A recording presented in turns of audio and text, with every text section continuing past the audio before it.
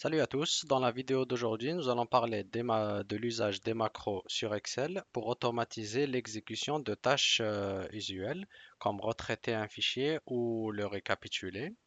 La première étape, c'est d'enregistrer la macro en effectuant la tâche désirée sur un fichier modèle. La seconde étape, c'est d'appliquer cette dernière dans d'autres fichiers homogènes ou similaires afin de reproduire le même processus. Alors, il est recommandé d'enregistrer une macro sur le fichier modèle le plus long possible, car cette dernière ne sera valable que sur la plage enregistrée.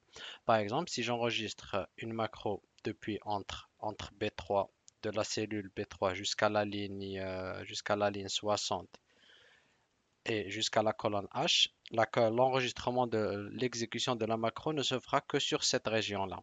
C'est-à-dire que s'il y a des données qui seront en dehors, ils ne seront pas pris en compte dans l'enregistrement. Alors, donc, si pour enregistrer une macro, je viens vers le fichier training ou le fichier modèle, puis je l'appliquerai sur le fichier applying qui doit être un fichier identique ou homogène. Donc, je vais vers développeur, enregistrer une macro. J'utilise l'abréviation RET pour retraiter ou bien RETR. Pour l'exécution de cette dernière, je mets CTRL-SHIFT-T par exemple, ou bien CTRL-SHIFT-R et la description retraiter le fichier.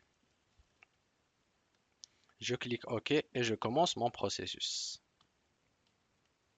Donc je fais code, nom,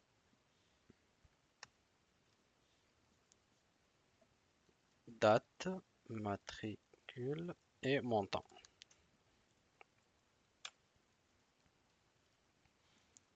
Puis je ramène les codes et le nom sur les colonnes A et B. Donc je filtre sur tout ce qui est sur tout ce qui commence par CLT.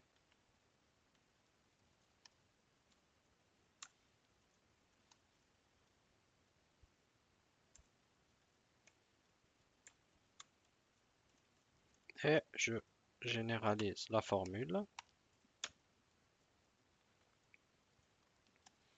Puis j'en fais un collage valeur. Par la suite, je fais répéter tout le code client et le nom en bas sur tout le bas, sur tout le bas. Avant, il faudra supprimer les cellules dont on n'aura pas besoin, comme le montant et les vides.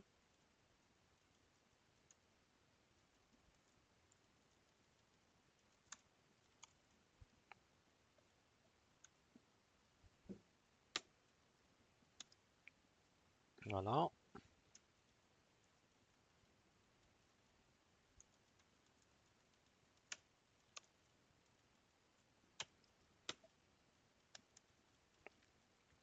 Et la prochaine étape, c'est de généraliser.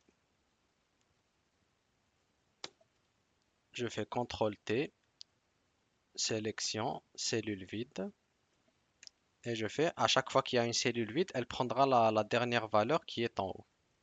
Je fais CTRL, puis je fais CTRL OK. Puis un collage valeur.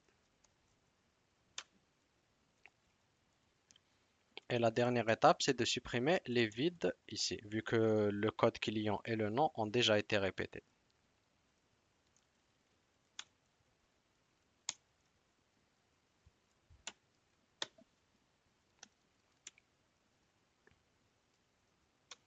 Et voilà. Voilà le fichier retraité au format que nous désirions. Par la suite, on arrête l'enregistrement. Puis, nous allons vers le fichier apply-in où nous essaierons d'appliquer la macro. Et je fais CTRL-SHIFT-R, le raccourci désigné. Et voilà donc le fichier apply-in ou le fichier cible a été retraité suivant le même format que le fichier training ou le fichier modèle. Et tout le reste des valeurs le reste des valeurs de la région enregistrée ont été remis à zéro. Donc il suffira de mettre juste, remplacer le zéro par un vide. En sélectionnant la région uniquement pour éviter les contradictions comme celle comme le zéro inclus dans d'autres cellules.